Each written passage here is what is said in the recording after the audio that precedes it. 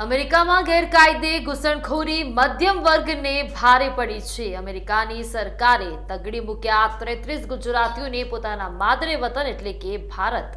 Trump સરકારે તગડેલા ગુજરાતીઓ ઉત્તર, મધ્યમ અને દક્ષિણ ગુજરાતના હોવાનું સામે આવ્યું।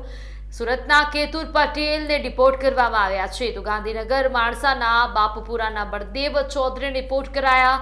ગાંધીનગરના ખોરજના કેતુલ દરજીને ડિપોર્ટ કરવામાં આવ્યા છે। મહેસાણા ખણુસાના હિરલબેન અને જયેન્દ્રભાઈને ડિપોર્ટ કરવામાં આવ્યા છે। મહેસાણાના ખેરવાના શિવાની ગોસ્વામી, મહેસાણા લાગણજના પિન્ટુ પ્રજાપતિ, મહેસાણા લાગણજના ઈશા પટેલને અમેરિકાથી રિપોર્ટ કરવામાં આવ્યા છે। તો મહેસાણા જિલ્લાના 12 લોકોને હાકલપટ્ટી કરવામાં આવી છે। ગાંધીનગર જિલ્લાના 10 લોકોને હાકલપટ્ટી કરવામાં આવી છે અને સુરત જિલ્લાના 4 લોકોને હાકલપટ્ટી કરવામાં આવી છે। એમ કુલ મળીને 33 લોકોને અમેરિકામાંથી ટ્રમ્પની સરકારે તગડી મૂક્યા છે। અમેરિકામાં ગેરકાયદે ઘૂસણખોરી, કબૂતરબાજીથી ઘૂસણખોરી કરવાનું મધ્યમ વર્ગને ભારે પડી રહ્યું છે।